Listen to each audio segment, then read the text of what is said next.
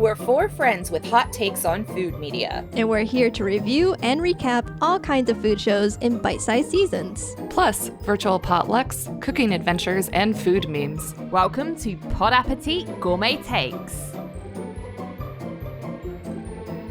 Hi, it's Justine. Hey, it's LJ. And it's me, Meg. Welcome to another episode of Pod Appétit Gourmet Takes. We're back with more of the Great British Bake Off 2022. The reality competition cooking show that crowns Britain's best amateur baker. And on the menu for today, we are covering the Great British Bake Off 2022, Episode 3, Bread Week, and Episode 4, Mexican Week. But before we head into the baking tent, we're going to find out what we've been cooking and getting up to in the kitchen and all that good stuff. So, Justine, what have you been up to? Yeah, me. It's a me. It's a me. Justine. So in fun news, I filmed another Justine's Cuisine episode. I don't have an air date for it yet. Don't worry, I'll edit it. Like, come on. Don't worry. And don't worry where can about people it. find this? Oh, it's on. Are you Italian American now? You're like, it's a me. Don't worry about it. Forget It's about on it. the YouTube. Well, you know what? We had our recent Reddit talk with Rosella. Right? That woman has a great accent. She had and I a love great her and I want her Brooklyn to accent. adopt me. Yes. That's going to come in our feeds shortly down the line. But yes, on Vibrant Visionaries Network, I have a show, Justine's Cuisine. There's one episode on there now, Halloween Potluck. There's going to be another episode. And I just want to spoil you right now because I'm very excited. I know you'll be very excited. The prompt I got was pesto. Oh. It's only the pesto queen. I know, right? So, doing my hair flip. Did you wear a crown for the video? I hope so. Oh, no. I wish. I don't have any, but like, oh my God, if I did. But we do need new merch now, I think. That should be a catchphrase that we put on some merch, pesto queen. I agree. Yep. Yeah, I'm going to edit it soon because I make 2 different kinds of pestos and then show you how to do on 2 different kinds of dishes that aren't your typical pasta. You know me, I could talk about pesto for days, so you know I've got a lot of footage to just edit down into a nice little episode. But that's me coming soon. Just wanted to throw it out there because I knew everybody would be, I don't know, feel a certain way about me making pesto. Me coming soon, doing things that are very me. Exactly. Yeah, I think that's all I wanted to share for now. How about you, LJ? Oh my God. Okay, so what haven't I been cooking? So I had this brainwave, right? What with, having a kid, having a full-time job, doing podcasting on the side and trying to have a life at the same time. There's not a lot of time, and we spend an awful lot of time, I found, cooking every night, and I was kind of taking like the joy out of it. And I was like, you know what? And we were relying on stuff like ready meals and stuff when we couldn't be bothered or we were really tired, which was getting like more and more and more. And I was like, we're not being efficient. What we need to do is spend a whole weekend cooking like a month's worth of food, batch cooking. And then we've got really nice, tasty food that only takes like, you only have to do like a side for or whatever. Like, what a great idea. So we don't have a massive freezer in our like inbuilt kitchen unit, so we've bought like a chest freezer, like one you open from the top. Is that what you guys call it? We call it that in the UK. Yeah. Cool. Chest freezer for a cupboard that we've got that has power, which is great. We got all the Tupperware. We've been to IKEA like several times and bought all the Tupperware ready to go. And this weekend has been the weekend. We were going to do it last month, but then we got sick. Thanks, Riley. And so just nixed last month and said, okay, we're going to do it for November. So I come to you recording this podcast having to spend the best part of 48 hours cooking back to back. And I haven't actually had anything yet. I haven't tasted the like fruits of my labours, but there's been a lot of labour that's gone into it. I've done quite a lot of slow cooker stuff because that's again, efficiency. I was like, get stuff on the slow cooker and I can be cooking other stuff at the same time. So we've got like some chili, some stews, like beef stews, chicken chili. What else have we got? Some ramen soup, like broth stuff that I've done. Some, oh God, what was the other? Oh, I did a lasagna, like a vegetarian lasagna, because that's easy to freeze. What else? Or like a chicken soup, like, because, you know, lots of soups and stews. Very cozy vibes. Quite a few of the recipes were from Half Baked Harvest, and I don't have all of them off the top of my head, but I feel like I don't want to recommend the recipes yet because I haven't tried them, if you know what I mean. So I'll come back to you on whether they're any good, and I'll tell you the specific ones that are brilliant. But yeah, they're I'm just very excited about this new plan, and I really hope it works because I'm very tired and I really want it to work.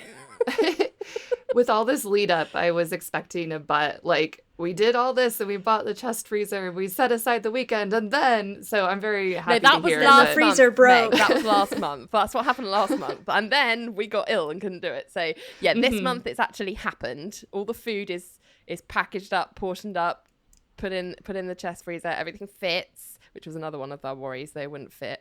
So yeah, I'm just ready to start eating and see how we get on with this new regime. Most of Half Baked Harvest's recipes have been real hits for me. There was one recipe that was a miss, but only one out of the several that I've made. So I bet you'll have a good batch of meals lined up. I'm looking forward to it. I've got a whole month. Like, I worked out how much food we needed and I've done it. I say a whole month. It's up till Thanksgiving because I figure once I cook Thanksgiving, I'm going to have food for the following week and it's going to be fine. So totally. Yeah. So I'm very excited. And I don't have to cook it. Like, I just have to cook like some mashed potato or whatever to go with it. Like, easy. Did you buy one of those potato steamer bags to help you in the microwave? Imagine if I was like, yeah, actually it's really good. I don't know how I microwaved potatoes before. No, I did not. I'm just going to do it the normal way. Thank you. But yeah, I'm very excited. But it's been hard. Like, Russ is, my mother-in-law has been staying, which has been great because it's meant that her and Russ have been able to kind of take care of Riley, and I've just been able to focus on the cooking. So it's been like a military operation in the kitchen, like literally packaging things up and portioning out and then washing up and then the next thing and the next thing and the next thing. But I think it's going to be worth it. Nice. How about you, Meg? What have you been cooking? Well, speaking of Anne Reardon, I'm feeling a little Anne Reardon-esque. So I saw this TikTok video with a trick about how to remove an avocado pit. And it was a TikTok video from you slice your hand open with a knife. Well, so that's the thing. The video was from an ER doctor. And he's like, I can't tell you how many people have come in here with gashes in their hands because they're jamming their knife into a hard, round, slippery ball. And, you know, big surprise, these knives, you know, go into people's hands often. And he said, here's a better trick. And he cut the avocado in half lengthwise, like you do. And you put your pointer finger and your middle finger on either side of the pit. And then you place your thumb on the rind side behind the pit. And you just boop, push out the pit. Pop it out. And I saw this video and I was like, there's no way that works. And I've done it 4 times now and 4 for 4. It works. I don't know what to tell you. It's magic. And me just opening 4 avocados last night. I know. If only I'd known. It's a miracle hack. I can't believe it works. I think it's very dependent on the ripeness of the avocado because I think they were at the right ripeness. If it was too hard, I don't think it would work. If it were too mushy, I think it would take a lot of the flesh with it. But it worked for me. To be fair, that's the point at which you want to be opening an avocado, right? Exactly. Precisely. Yeah. So, I don't know. Give it a try. Let me know. I will. I make Riley like this avocado pasta recipe every week after we go swimming. And so I'm going to try it this week and see. Yeah. I hope it works. Yeah. All right, well, with that, let's go over to the baking tent and talk about the Great British Bake Off. We are going to start with episode 3, Bread Week. And the Netflix description is, It's Paul's favorite week in the tent as the bakers put a global spin on pizza, roll out pan au raisin, and build an intricately layered smorgastarter? Smorgastorta? I can't pronounce this. Okay. Smorgastarta. Yeah, that was Sure, it. that sounds good. Man, I can't start off an episode like this and then later in the episode complain about how people pronounce Spanish words, can I? But I still so will. Yeah, me too. I think you did a good job. I think that was fine. Thank you. So this episode starts out interesting. 2 of the bakers are gone. Rebs and Abdul are out sick, I presume, with COVID. Yeah, that's So- why they were like, they're both ill. And I was like, oh, yeah, right, ill. You mean Yeah. COVID. Exactly. Before COVID times, if someone were sick, they would have been in that tent anyway, you know. 'Cause Right. who cares about infecting other people? Am I right? Yeah. Yeah, I know. I don't know which is worse, to be honest. But yeah, no, it was definitely, I'm sure it was definitely COVID, but yeah. Yeah, I would assume so. The pizza. Yeah, I feel like The this is the signature was season to offend Americans, and we're getting started Oh, with God. pizza. Yeah. So, Yeah. Well, hold on, LJ. Do British people eat pizza? Is my first question. true, and arguably, we probably eat, have more easier access or exposure to more authentic pizza than You're a than lot American closer pizza. to Italy than we 'Cause we're are. closer- yeah, and a lot Coulda of us go on fooled holiday me. to Italy and understand what an Italian pizza is like. But even if you don't, like pizza is readily available, like American style, Italian style, all of it's around. So I really don't understand what's going on here. Yeah, so some of the concepts for these pizzas sounded good, but the end result they looked okay, but there wasn't a single one where I was like, that looks amazing. And there were several that looked bad. They were so floppy and soggy. I feel like 2 people made pizzas, and I don't know what the other ones were. Who would you say were those gripe- 2 people? Yeah, who were the... I liked James's and I like Kevin's. Okay. Okay. See, I understand the issues with Carol's Sea of Cheese pizza, but I'm not against it, you know? Oh no, I would happily eat that. Potatoes and a sea of cheese? Come on. I refute Prue saying that was too much of a good thing. I was like, you cannot have too much cheese. In Kevin's words, no such thing as too No, much cheese. exactly. I was not mad about that. I have to say, my first gripe with this challenge was they said you need to make 2 sharing size pizzas. And I was like, excuse me, sharing size? I don't know her. What is a sharing size pizza? I was like, why? Can't you just make 2 big pizzas and just, if someone wants to eat all of one, let's not, make them feel bad about it, But the second thing I think, I don't know where you guys fall on this, is I don't know if we've talked about this before, but I think fruit on a pizza is a fucking crime. Like, I hate it. I hate it. Like, pineapple was one, but then someone put figs on one. I was like, Yeah. no, why are we doing this? It's me. I love a fig balsamic pizza. Well, you know what? And there is one around. I like that I get fig, regularly. but not raw fig. I think I like fig prepared just about any way except raw.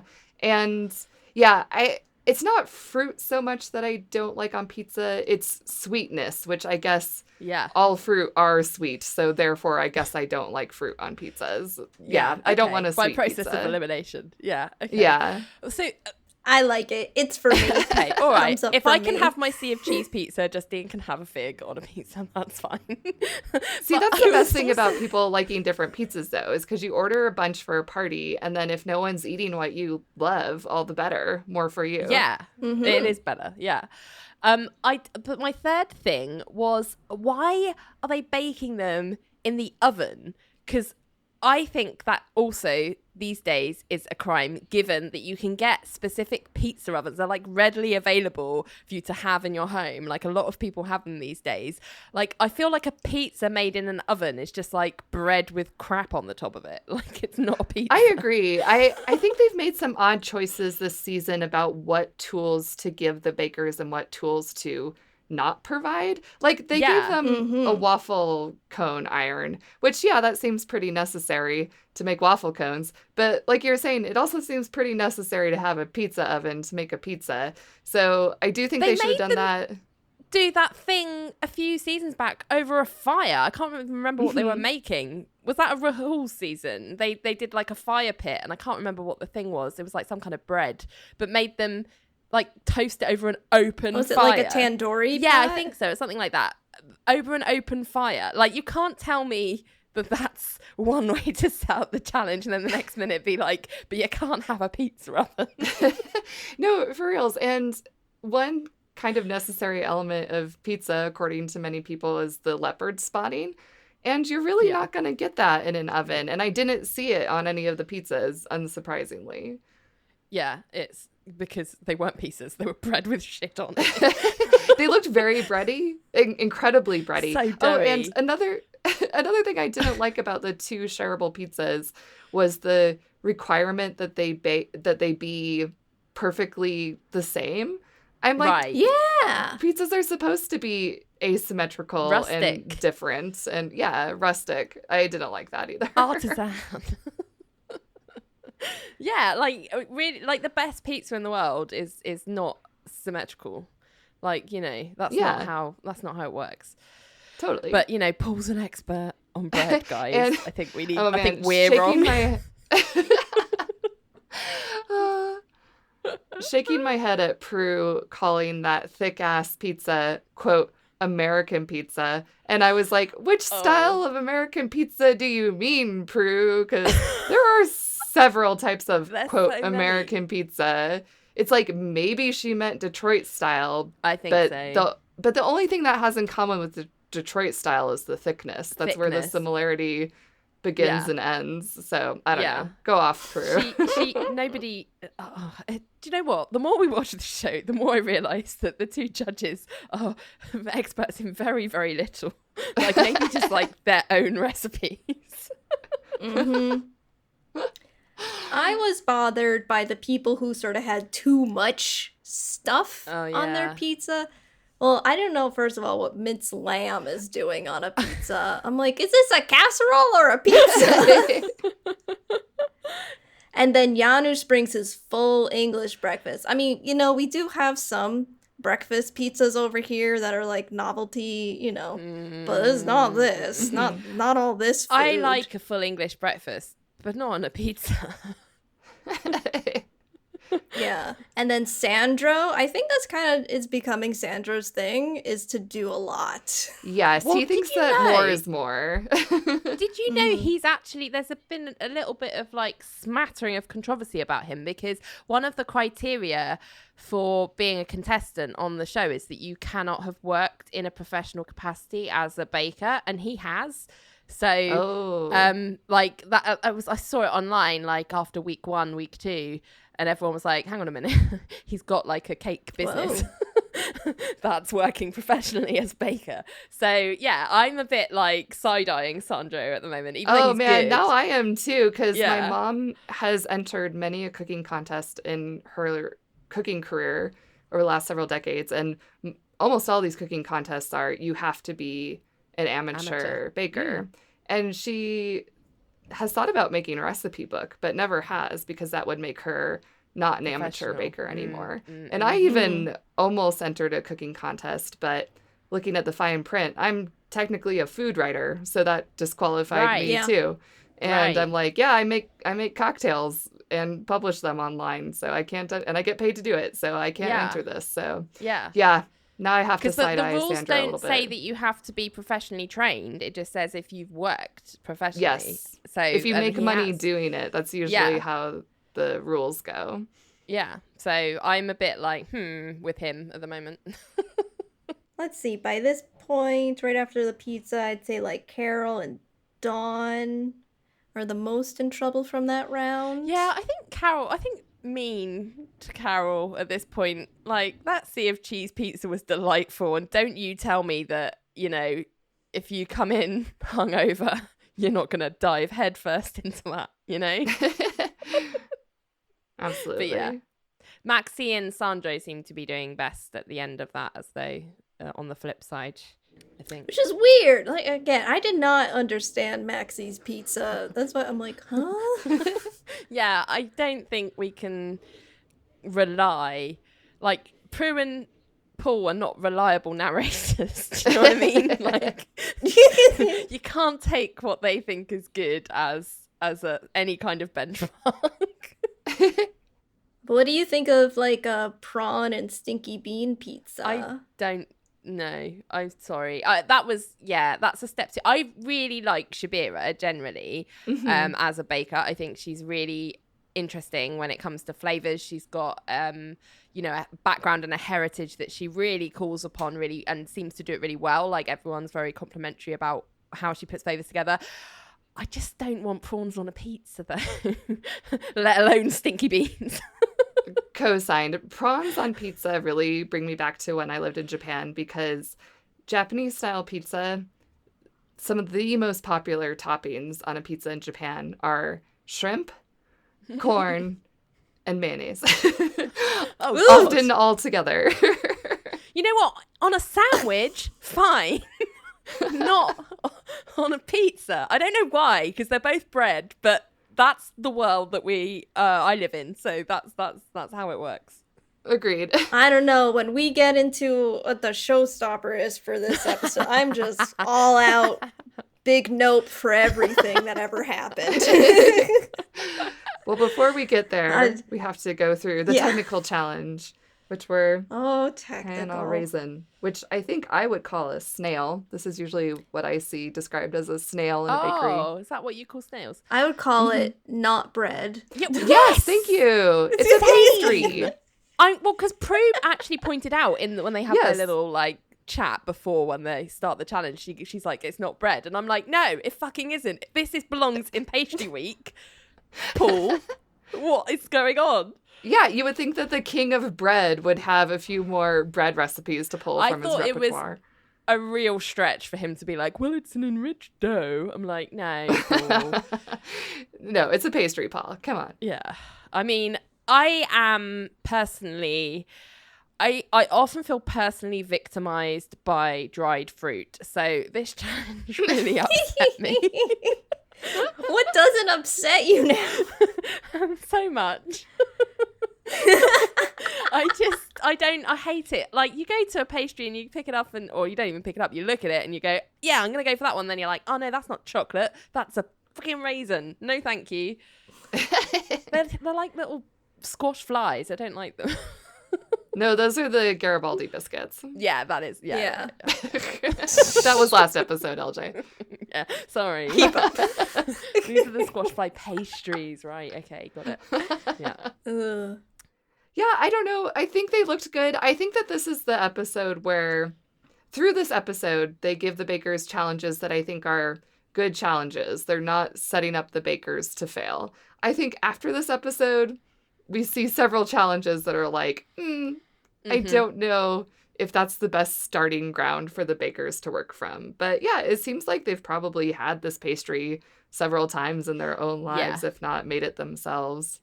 Yeah. It looked good. The shining moment for me in this technical is Dawn's improv with Noel. Like, Dawn, she looks like she's a quiet old lady, but man, can she just roll with the comedy punches? Yes. And I love her.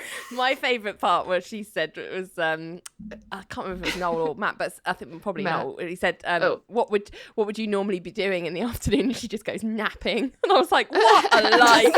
She's a queen. I also liked her interaction with Matt where she was talking about some play performance she had seen that he had been in, and she had forgotten that he was in it, and she just she quietly goes, cringe. Get her on TikTok. Great. I love Dawn. So funny. But yeah, Carol also not doing so well in this. this round either. And Kevin also, like, he really had a wet dough. Did not work out for him at all. That was a wet dough. So wet. But Janusz did really well. He came out on top. Yeah, Janusz was first. Carol was last.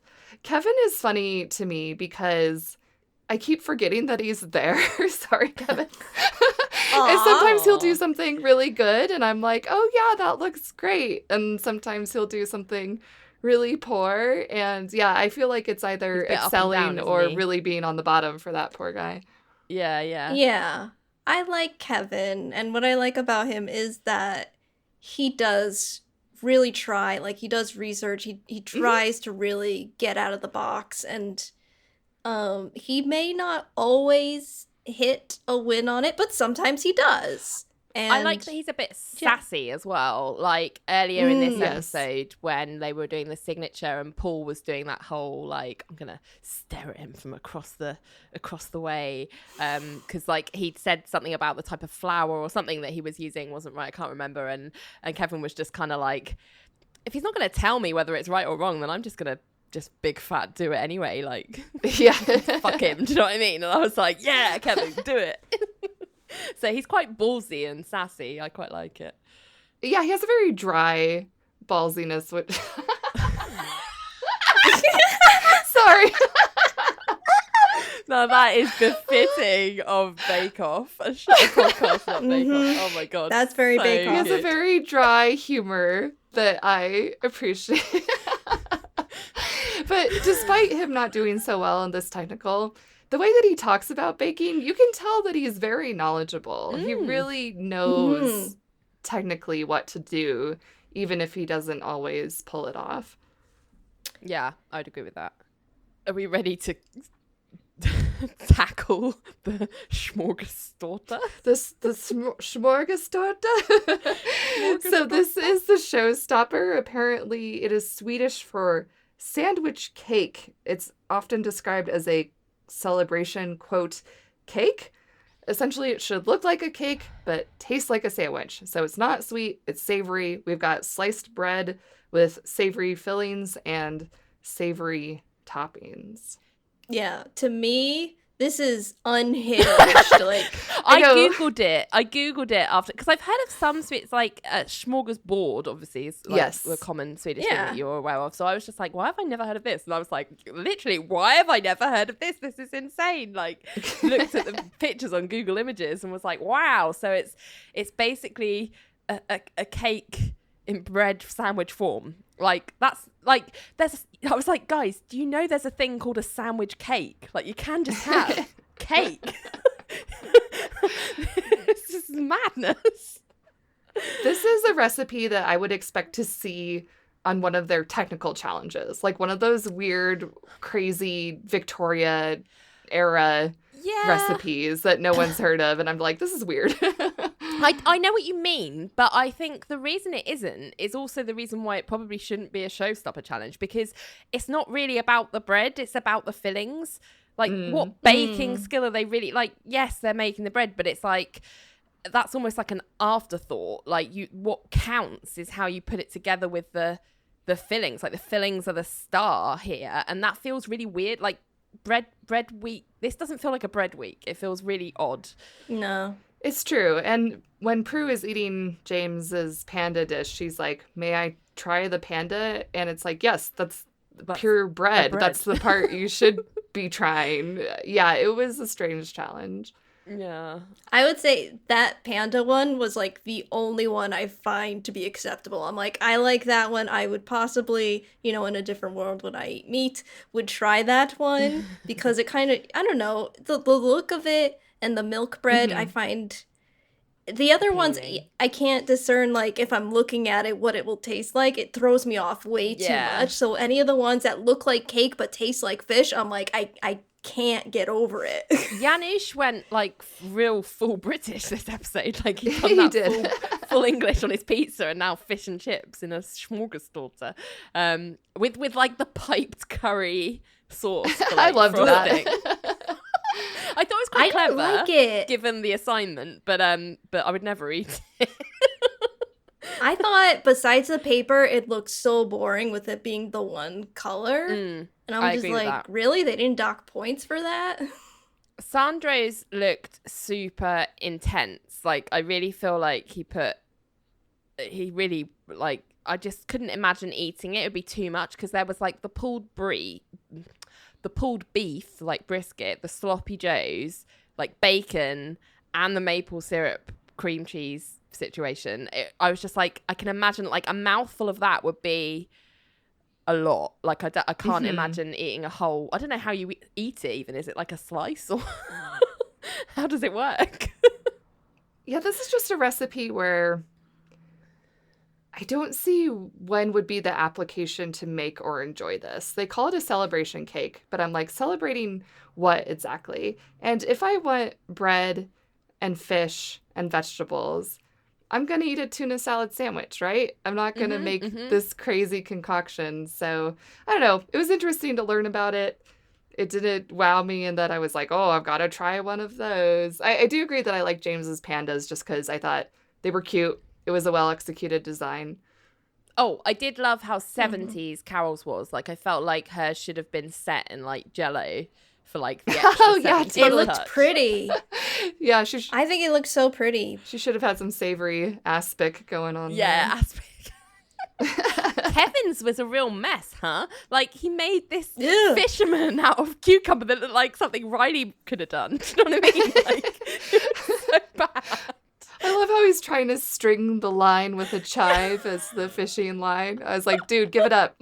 This is not, Change your design this is right now. literally putting lipstick on a pig. It's not working. It's like putting chive on a fishing pole. And then Maxie's, like, bless her, it looked like she, like, rolled it down the hill first before presenting it. Oh, That arugula was all over the place. I expected more of the Yeah. execution. yeah. Like, pulled through a bush or something. Oh, dear. Someone was weed I just whacking right next to it. I really couldn't with this one. I'm like, I can't with how they look. I can't with, like, this is me just struggling. Like, I can't wrap my head around it. Like, how, as we talk about a lot on this, like, you eat first with your eyes, and then, but if your eyes are confused, like, It's the reason why, like, blue food doesn't look appetizing half the Yep. time, because blue's not a natural colour that you'd see in the world for eating. now for our potluck, everybody just yeah, that's our potluck. Don't. Oh my god, actually, I'm just thinking, would I enjoy it if it was, like, because you know how much I love prawns, right? I could do, like, a prawn cocktail smorgastorte. Would I like that? LJ's back on board. Maybe I'll try it. I'm gonna make an American one. It's just peanut butter and jelly, fluffernutter, yes. BLT on top. Yeah, sounds good. Okay, the Elvis. Yeah, an Elvish smorgastorte. That needs to happen. Just for me, this episode, it was really hard to see who was, like, sort of getting the good at it or bad. Like, for me, that's what I'm saying. It's really hard for me to distinguish, like, what was good and what was successful versus what, like, Paul and Prue liked. So I was, going into the end of this being like, I don't know what's happening. Well, I wonder how much of that was because of the ultimate decision, which was because Rebs and Abdul were away off sick. They didn't send anyone home, so therefore in the edit they didn't really have, like, a villain or, like, a victim. Do you know what I mean? Yeah, it seems like it was either intentional because no one was going home, or maybe it was just an overall mediocre week and coincidentally they were like, hey, we don't have to choose anyone to send home today. I don't know, though, because whenever anyone's been sick in the past, they always say, oh, no one's going home, and then they have, Oh, like, for a sure, double. for sure. So I think I knew that was coming as soon as they were like, 2 people are off, and I was like, they're not sending anyone home. Yeah, it wasn't a surprise. I think it's only fair that they don't send someone home when contestants are off for the week. So not a surprise, not an upset in any way. Yanush did end up winning Star Baker for this episode. Yay, Yanush! I haven't had a chance to rave about Yanush yet, but he is my favourite, as I think he is a lot of people's favourites. He's just... I like him. I love how, I don't know if you guys follow him on social media, but if anyone out there listening doesn't and likes him from this, you should, because he's so funny and so like self-aware. Like one of the things that I loved early on was that he posted this series of images of all the people that and like characters and cartoons that he'd been compared with since the show started airing, and there was like Uta from The Simpsons and like Augustus Gloop and all these people it was so cute, but he was just like taking it all on the chin and thought it was funny kind of thing. So he was very cute, and yeah, he's very funny and sweet and good at baking. And then he was Lord Farquaad from Shrek for Halloween. His Halloween. Oh, it was so good. So good. I like his dishes in other episodes, but this one, the English breakfast pizza, and then this fish and chips cake, no from me. To be fair, I think he did the best with a bad set of challenges. I don't follow any bakers on social until the season is over, because I'm always afraid that someone in the comments is going to be like, oh, I'm so sad you were kicked off this week, or something like that, you know? Yeah. All right, that's going to do it for Bread Week. And then I guess we're going to head down south, for Mexican Week, coming up next after this quick commercial break. And we're back. We are talking about the Great British Bake Off 2022, Episode 4, Mexican Week, or as I like to call it, Tell Me You've Never Had Mexican Food Without Telling Me You've Never Had Mexican Food Week. Even if you've claimed to have been to Mexico. Paul. Netflix has this to say about the episode. A shocking decision awaits the bakers as they prepare perfectly puffy pan dulce, steak tacos with from-scratch tortillas, and an airy tres leches cake. I feel, I've said this before we started recording, but I feel obligated to issue some kind of like formal apology on behalf of my country, which worryingly has become a sentence that I say quite frequently these days. But my God, like honestly, this episode was like watching a competition about Mexican food from like the 70s, like from like the inappropriate cultural appropriation in the skits to the just frankly embarrassing pronunciation of what are fairly mainstream Mexican foods. Like the whole thing was a fucking mess, and I am so ashamed. It feels like Mexican Week has only become a thing because Paul's just recently been on holiday there and now thinks he's some kind of expert. So this week is not the one. Well, it's not the first time GBBO has done this. You know, when we recapped, then they did Japanese Week. They didn't do anything right then either. Are we sure that Paul didn't just go on holiday to Japan that year? I think that Paul vacationed at Epcot in Florida. That's a sick man. But true. Yeah, so as we're recording this, it is the day before Halloween, but this PSA will come a bit late, but it bears repeating as it does every year. Culture is not a costume. The opening sketch was very cringy. These takes on Mexican food are interesting, but like you've said, LJ, it's difficult to get Mexican ingredients even in London. Yeah, but there is I'm sorry. We have Mexican, like, people were talking like they'd never seen Mexican food before in their life, and that is just not true. I'm sorry. We have Old El Paso in supermarkets. Like, people understand, like, people should know. It's been there for a long time. Or when they were interviewing the bakers at the beginning, they were like, Mexican people bake things? ? And I'm like, come on, of course they do. Every culture bakes stuff, you know? It was very odd comments. Very weird.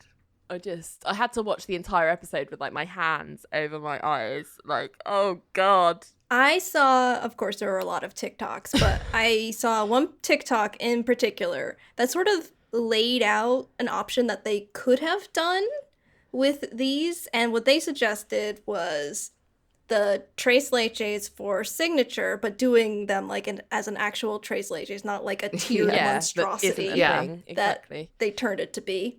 Then for a technical, do something like flan, which is technically challenging. And a bake. And then for a Yeah, and then for a showstopper, do like a big quinceañera cake. Great something idea. like that. That is a really good glow up of this episode's format. This was probably whatever was first pitched, and then they were like, yeah, that'll do. I think that pan dulce and tres leches cakes, I think that those are both good ideas for recipes for them to make. But like you said, the brief that they gave them for the tres leches was just, it was dumb. It make at least 4 layers of tres leches cake. Traditionally, this cake has 1 layer, maybe 2, but 1 layer by far, because it's a wet, moist cake. And I also think it was unfair to say there should be no liquid leaking out. Right? That's crazy. There can totally be milk leaking out of a tres leches cake. Yeah. The more the better. Yeah, for reals. But I guess we're getting a little ahead of ourselves. Shall we rewind and start with the signature? We've got so much more to rant about before we get there. Oh, I know, right? So the signature was pan dulce, which is essentially yeasted sweet bread. Bread, and enriched which should have been dough. in bread week. Yeah, they could have done this for bread week. So the bakers had a lot of options. There's a lot of different types of pan dulce. Most of them decided to do conchas. Conchas, yeah. Mm-hmm. Like, I'm sorry, Carol going, Panda Denise? Like, for fuck's sake, Carol, at least learn what it is that you're making. It's not that hard. It's one phrase. I want to make fun of Carol's pronunciation, but bless her, she seems to struggle with pronouncing a lot of things. The way she said Gruyere in the previous episode. In another episode, she calls Chantilly chinchilla. So I think she's just a little overwhelmed. She's like, agnostic about it. It's not just one country's cuisine. Yeah. She just isn't interested in pronouncing any of it properly. She also says guacamole later. Oh in my this god! episode. So we have subtitles. I think I've mentioned this before. We always have subtitles on, and it came up as glocky-molo, which I just couldn't stop laughing about. I'm sorry, but guacamole is something that we have everywhere. Like, you can get where does she come from? Why has she not seen any of this? And why has no one said to her, actually, Carol, this is how you pronounce it? There was a lot of innuendo in this episode, which I really enjoyed. Prue telling Sandro that his was a bit tight and stiff was a real highlight. But I did also enjoy when Matt asked Janusz if he was worried about his crack, and he was like, oh no, I'm going to cover it. And Matt goes, yeah, it is always better when your crack is covered, isn't it? Look to camera. I nearly spat out my tea. Conchas are something I enjoy. I've only had them a couple times, but I really enjoyed them both times. So I enjoyed seeing conchas, but also would have liked to see a little variety. This is one of the times where I really had to applaud Kevin, because he did something no one else was doing. He did the borrachitos, which were, those looked so cute. They looked really well executed. They said that he had just, I can't remember. It was either overbaked or underbaked them a tiny bit. And they said they were almost perfect, though. But good on him for doing something different. And he almost got a handshake, and he did call Paul a stingy git, which I also a stingy git. Another sassy Kevin moment. Great. I like Shabira's little corns. She's gone. Those were so This cute. episode, she's gone full. It's corn. Oh my gosh. Corn comes back. She's corn boy. It's got the juice. I was like, okay, she really likes corn, and then later in the showstopper, I was like, oh, she really likes corn. I feel a little conflicted about Shabira's recipes in this episode, because I did really like the corn conchas. I'm like, that's cute. That's a cute idea. But then when she did corn again for the cake, I'm like, okay, it feels like maybe this is a bit of a reductive understanding of what equals Mexican food. It's like Mexican food, corn. And that's exactly was my journey as well. Like the first, the what's it called? The signature. I was like, great, this is a really sweet idea. Like the flavor, the stuff, like the how she shaped it to look like little corn. So cute, such a great idea. And then when she was like, and also in a cake, I was like, well, and also like a job lot of corn, and you're trying to get rid of it. You know? Yeah. What to do with all this corn? And also, there is a traditional pan dulce. I think it's just called elote, which means like corn or corn on the cob. Yeah. that there is a pan dulce that does look like corn. That's not a concha. And I thought to myself, why didn't she do make that? this? It seems perfect to execute her idea. So I don't know. Maybe she just liked the idea of a concha better. But I thought an elote would have been cute. They all researched and bought the same book that only explained conchas. Only had concha, yeah. James's cracklin was way too thick, but I did like that he continued with the ocean theme because concha just means like seashell. So making the little oyster with the pearl, I thought that was cute. Yeah. Cute. I liked Janusz's cactus. Oh, yeah. Cute. They were cute. Shame that Paul was right and they did taste like cake because he used plain flour and not bread flour. But yeah. Hate it when Paul's right. I really do.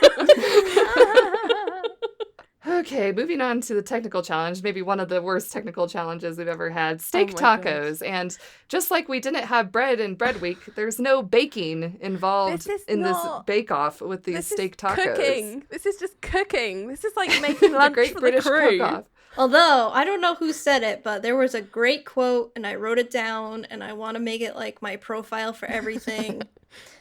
Like a mad professor, I am flinging things into a bowl with gay abandon.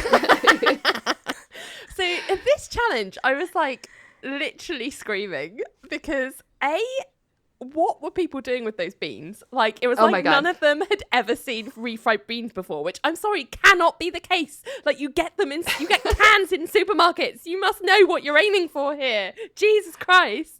I literally had to pause the episode and walk away for a few minutes when Dawn said, yeah, those look like refried beans to me. I'm like, no, they don't, Dawn.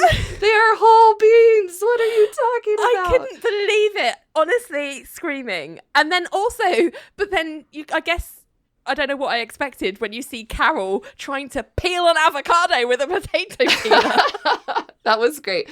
She should have known my little avocado trick that I just explained. I mean, as if that wasn't enough of a tell of what we were in for. And then she was out there talking about how she's making glocky molo as well. So, but then, so not just those things though, but also not only have these group of people never seen or made Mexican food or eaten it even in their lives before, but they've also never made steak because they were all cooking that steak for like 5 minutes aside, and that is not cool.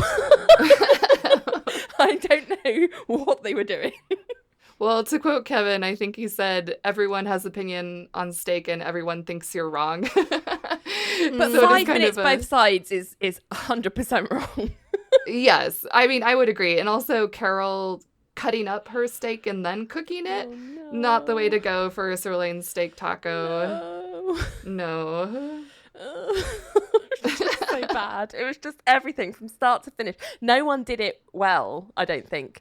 But I also was annoyed with the judges because, like, there was nothing. All you could really judge is, like, the food. Like, yes, the taco, but, like, there wasn't much, as you say, baking to do with the taco. Yeah. Like, the main thing you can say is, oh, was it, you know, to the thinness, I suppose, which is, I guess, why Carol was so bad because hers was like a brick. Well, first of all, they didn't give them a tortilla press. No. That was another tool where I thought to myself, why couldn't you give them tortilla presses? I don't understand. But they also, Paul kept saying, like, they're too, like, what did he kept saying? Like, they're too overloaded. They're too full. And I'm like, aren't tacos supposed to be full? Oh my God, yeah. When they picked up, like, maxis and it was just, like, this little thing, and I'm like, that's the most unappealing of them to me. I don't know. They all looked great in certain ways because everybody made them to how they would like them. Right. Yeah, give me the one that was loaded with guacamole. That would be the one I would want for sure. Guacamole. Oh, excuse me. Yes, guacamole. Yeah, I feel like you cannot judge this competition where everything, some people, wouldn't like so much, what do you guys call it? When it's not cilantro, whatever. Coriander. Coriander. And some people wouldn't like things so spicy, and some people would like extra guac. Tacos are so you can go to a place and get tacos, and then they'll be made however the chef makes them. But I think when you're making them at home like this, Yeah.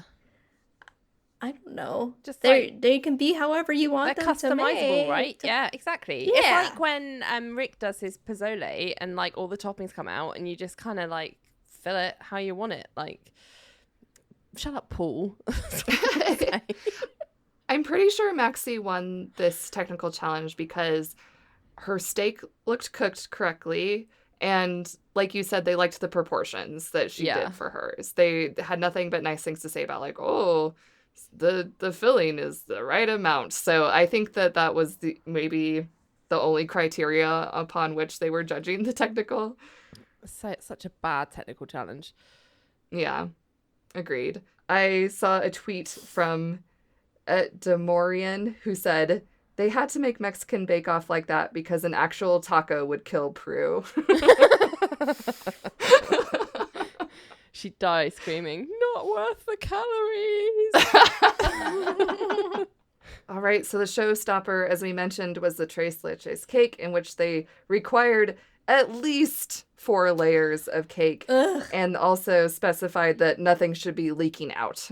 This to me shows how it's like a symbol of why I guess I feel like this season, maybe a bit the season before as well, but like certainly in recent years, I feel like it's lost its way a little bit. Like everything's like pushed to the extreme in ways that aren't authentic to the actual, you know, dish at hand, just for the spectacle of it. Like that's not, as we've said, that's not how tres leches cakes are traditionally served. And tacos is just cooking lunch. That's not baking. So I'm like, can we not just make some eclairs? Like what did you used to do? You did some ice buns a few years ago. That was fun. Like bread. Like how have we got here?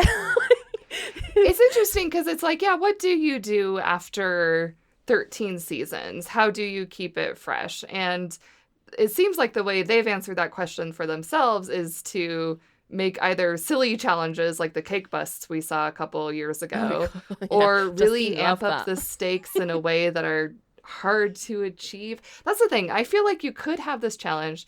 You could amp up the difficulty in a way that still produces a good dessert at the end, but still gives you the drama you're looking for. It's like, make tres leches cake and macarons. I don't know. That's a bad example, but you know, they could do something like that.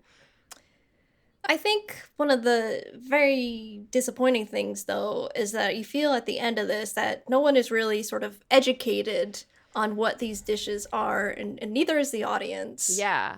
I used to like it when, in the Melon Sue era, when they used to do those little historical, like, VTs where they explained a certain dish or the history of something, and, like, you'd come away being like, okay, I feel like I really understand something now about where this has come from and, you know, why it exists and, you know, why it's made like that. And, you know, and I found those really interesting. And I think when they moved the show to Channel 4 over here, and obviously they had the big switcheroo with, you know, Mary Berry left and the presenters sort of changed up, they sort of nixed that section. And I think that's a real loss. Like, that was a real, you know, that kind of education piece and that kind of like, sort of homely, almost like, this is, you know, just watching some people bake some stuff and they're gonna do well or they're not gonna do well other weeks, but we're all friends. And like, I just feel like it's just like lost a bit of its former like shine in a way. It's become a bit too like, let's chase the drama, let's chase the TikToks, let's chase the memes, like, and I don't think that's what makes the show good. Personally. Exactly. I liked those little educational segments too, and they weren't very long. They were maybe a couple minutes each. So it's not like it took away from the main competition. It was just like, oh, here's what this is. I still remember the segment about the eel pies because it was so interesting to me. So yeah, I wouldn't be mad about them bringing back that segment for this show. But I doubt they will. Yeah. No, they won't. I doubt that they were even minutes. They probably like 15 to 30 seconds tops. You can get in a lot of information. Yeah. So yeah, again, I was not super impressed by many of these. I did really like Abdul's Day of the Dead cake. I think that's just mainly personal preference. I love the look of those naked cakes. I don't know. I realized that was the trend maybe 10 years ago or something, but I'm still stuck on it. I like the naked cake look. I like the aesthetic of Day of the Dead, the little marigold flowers. It's a very simple cake. Nice. And that's what I liked about it. Just a couple of colors, nice natural colors of the cake, the little white chocolate skulls. I liked that a whole lot. That was probably my favorite cake. I liked Yanush's as well, even That though was very it's not pretty. necessarily my favourite aesthetic, but it's very him. Like, as I think he said in subsequent episodes, like, he always likes to do a drip on a cake. It's very cute. Yes. The first time I watched that, the drip was still unique and surprising, but I'm like, okay, enough with the drips. I feel like I've seen them several more times in the meantime. But no, it was a very beautiful cake. I loved the dragon fruit look of Neat the whole as a thing. pin, as Prue put it. Yes. I can't believe that Rebs managed to, like, overbooze Prue. I didn't think that was possible. Oh, Rebs' Too much cake. in. The Italian weds with Mexican tiramisu. The concept was really stretchy, and it was like, okay, Rebs, whatever you say. She's never been to Mexico, Meg. You can't blame her. She was reaching. She was like, what are my reference points? I guess Italy. Yeah. Let's try and sandwich that in somehow. Let's make tiramisu and just call it Mexican. Yeah. I think Carol's was the best thing she's ever done, like, in terms of looks. Yeah. It was really pretty. The end result turned out a lot better than I expected. You see her really struggling with it, and I did not expect that final result to come out, and it looked great. Yeah. I think that, I mean, I don't know if we want to spoil the result, but I think that's the reason why she stayed another week. I think so, too. Yeah, at this point, I was really ready for her to go. Me too. I think, so... It just happens. Yeah, they had it, especially because they had a double elimination as well. I was like, surely one of them's got to be Carol. Well, yeah, it was interesting because in the last episode where they didn't eliminate anyone, Prue and Paul straight up said that Kevin, Dawn, and Carol were all on the chopping block. So it's pretty surprising that none of them left this week. Right. I was really ready for Cal, like you, Justine. Like, I was like, Cal's going, surely. They're getting rid of 2. Oh, she's definitely going. I think the shocker for me was Rebs going, because I feel like when I compare Rebs and Carol, I feel like Rebs was a more accomplished baker. She just had a really shit week. I wasn't sad to see Rebs go. I was sad to see James go. His Tres Leches cake, don't get me wrong, was a mess. That was a nightmare. But we did occasionally get stuff from James, like raccoon macarons or pandas in a jacuzzi. Well, everything that he's got a tattoo of. I know. I wanted to see more tattoo-inspired bakes. Rebs, I think, just always kind of flew under the radar since she's been on the show. She always seemed to have ideas, like, she couldn't quite execute on her ideas, right? They always failed in some way. So, yeah, you know, maybe, you know, she would have gone either not. If it wasn't this week, I'm sure it would have been soon. And same with Carol, so I guess it doesn't really matter what order they go in. But her little face, I was like, oh no, you're going. And she was like, no. Rebs looked so gutted. I was like, okay, I would be crying too, but tone it down a little. Like, you're fine. You're not dying. Nobody's died, yeah. But for Star Baker being Maxie, for me personally, I literally wrote notes for, like, the 2 things that she makes. Of course, we don't count the technical, because technical is worth nothing. Well, I just wrote down, like, it's all right. She won the technical. Yeah, I know, but it means nothing. Yeah. Because I think in the bread week, wasn't, like, Janusz at the bottom of technical and he won. I know. I'm just Baker. saying this time it does line up, so yeah. But for her signature and showstopper, I just wrote, I'm like, that's all right. It's all right. She doesn't wow. She's getting too boring for me, but I think that's what Paul and Prue like. Yeah, I agree, because so Maxie won Star Baker, and I think it's very similar to the cookie episode, because I look at her showstopper and I'm like, I guess, you know, it didn't wow me. It definitely wasn't among my favorites. In fact, there were things about the mask that I straight up didn't like, and also her cake, it looked the piping looked a little sloppy to me. And I even had to remind myself and go back in the episode and see what she had made for the pan dulce, because I had totally forgotten because it didn't stand out to me. Yeah. So yeah, either Prue and Paul are looking for kind of safe flavors, or, you know, maybe these taste so amazing that it bumps her up to star baker, and that's just something we'll never know. No. It looked like Paul was really seriously contemplating giving Dawn a handshake for the showstopper. But he has said before that he like never gives a handshake for showstoppers. I think maybe he's done it once. He's done it once. I want to say has done it once. Yeah, was it Rahul? Yeah, I think so. Someone like that. But yeah, it was like a one-time deal, I think. I don't know. Yeah, he's like, I'll never do it again. Yeah, but I think he was contemplating it. He was like, oh, I want to do it, but I'm not gonna. I really enjoy Dawn in a way that I didn't enjoy Carol, if you know what I mean. Like, I feel like she's yes, she's funny and eccentric, but also can actually get her shit together and bake something decent. Do you know what I mean? And she has interesting flavors. Witty. She has interesting ideas. Yeah. Yeah. Where it seems like Carol's kind of stuck in the 70s a little bit. Yeah, she's just very scatty, Carol. I just think this was a bit of a stretch for her, bless her. But, you know, she lives to fight another day for now. And then, yeah, Dawn, I think, is a delight. She's really funny. And she looks like she's having a really good time as well, which is the main thing. So, yeah. She's great. Yeah, and in a later episode, she gets like really mad at herself for performing poorly. And I'm like, girl, I feel you. I'd be acting the same way. I'd be like, how could I mess this up so badly? Yes, I know the one you mean. Yeah. I think also, since Shabir is one of my favorites, I was really sad for her to have like this down week, and she was upset and crying. She shouldn't bet everything on corn. Sorry. Yeah. It is, likely her own undoing in that sense. Don't put all your corn cobs in one basket. But yeah, these two episodes we covered today, I'm just like, ugh. I was kind of sad to miss last episode. I'm always sad to miss an episode, but yeah, when I saw, I was like, oh, I have to come back for 3 and 4 because they are some doozies, and I have some explaining to do on behalf of everyone. Yeah, you can't miss Mexican week. No. Don't leave us here with it. I think that about wraps it up for GBBO for today's episode. Or does it? Let's see what's on our back burner.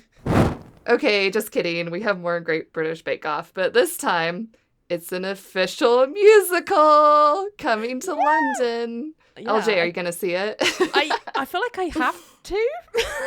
Yes. I need to. I've already found someone who wants to go with me. I mean, it's not going to be good, is it? Like, I don't think so, but hilarious. It might be fun. I want to know who's playing Paul. Like, that's mad. And is Mary Berry going to be a character, or is it just going to be Prue era? Like, I feel like I saw a picture and it's Prue era. There is a fake Prue. Yes. I feel like we're like just like rewriting history and like, you know, pretending that the Mary Berry era never existed. Which this is Mary Berry erasure. Very rude. But yeah, no, I'll have to see it as some kind of like, and I can do a special field report from the front line. Yeah, if you do, I would love to hear about it. In their defense, they do list it as a comedy musical, so I'm sure it will be very tongue-in-cheek. It will be, and there's going to be like soggy bottoms at go-go. I mean, that has to be one of the main songs, right? Soggy Bottoms. Yeah, it has to be. It should be like a Soggy Bottom chorus line. Where they all bend over and show us their soggy bottoms. Yeah. The Soggy Bottom Dancers is like the Rockettes, but... Yeah, I'm gonna have to go, aren't I? So yeah, I will go. So if you, dear listener, are also interested, this premieres in February of 2023. So go to bakeoffthemusical.com for more information. Or you could just wait for my review and then decide whether you want to pay any money. Let LJ experience it for you so that you don't have to. Yeah. So, not cooking related, but I did guest on my friend Dan's podcast, 31 Days of Horror, where I watched Jennifer's Body for the first time. Oh, yeah. And we talked about it. Yeah. So, Go check it out. Give some love to Dan. And I know the movie is like such like cult classic these days, but I gave it like a okay. Like I didn't think it was terrible, but I didn't think it was like the best thing in the world. But I did think, man, was that a time capsule, and it brought me back. Yeah, I haven't watched it. When I Megan think Fox was a thing. Yeah, I watched it, I think, not long after it came out originally, like, so at the time, pretty much. But I haven't seen it since, and I didn't think I paid that much attention when I did watch it. So, yeah, it'd be interesting to revisit it. A lot of people say it's good, like a cult classic, like you say, Justine, but it's interesting that you've, you know, rated it like maxi, like, okay, yeah, sure. Could improve, but yeah. I do really like the director, Karen Kusama. She also directed The Invitation, which is a great horror movie. I know this is coming out after Halloween, but I'm in a Halloween mood, so go watch The Invitation. It's great. What did you say it was called, Justine? All right, everyone, go check out Justine on 31 Days of Horror. And we're going to move on to our shout-outs. Many of you have been watching this season of GBBO along with us and shared your thoughts so far. Juliet of the Unwritable Rant podcast said of Carol's cookie mask, "I'm all for lard and biscuits and cornbread, but gingerbread definitely sounds suspect." It's very suspect. Majorly sus. Our podcast mom, aka my mom, Mary, said she isn't sure who she's rooting for yet when it comes to the bakers, so I'll have to ask her. Come on, Mary. Mary, get your cards on the table. We're on episode 4 now. Well, in real life, we're you know, air dates are much further along. So, Mary, you really need to, you know, stake some ground here. You got to make a choice. I'll make her choose. I'll report back. I mean, don't hurt her. just encourage her gently. Of course. As always, thank you for reaching out to us on our socials. And if you're enjoying the podcast, please leave a review or, you know, tell a friend. Word of mouth really helps us out as well. We also have merch. If you're interested in some merchandise, go to podappetit.threadless.com. You can get yourself a ghost cake shirt for next Halloween. We also have a newsletter, which you can sign up for by going to podappetitpodcast.com/newsletter.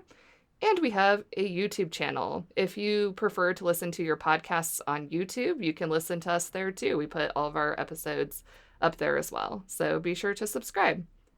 And tune in next time where we will be covering episode 5, Dessert Week, and episode 6, Halloween Week. Woo! Ghost cake. Ghost cake. Never gets old. Okay, bye. Bye. Thanks for listening to Pod Appétit Gourmet Takes. We'd love to hear from you, so find us on Twitter and Instagram at pod_appétit. And on Facebook at Pod Appétit Podcast. You can also email us at podappetitpodcast@gmail.com and find all of our episodes on our website, podappetitpodcast.com. We interrupt your regularly scheduled podcast programming. And we're not sorry. I'm Harmony. And I'm Maggie. And we're Rebel Girls Book Club. We're here to take an intersectional feminist approach to books from all over the spectrum. Bestsellers? We've got you covered. That one book from English class you hated while you read but you can't forget? We've got that too. Comic books, nonfiction, it's all right here. So grab your tea, grab your blanket, and cue up your favorite podcast app of choice. Let's get rebellious about your new favorite reads.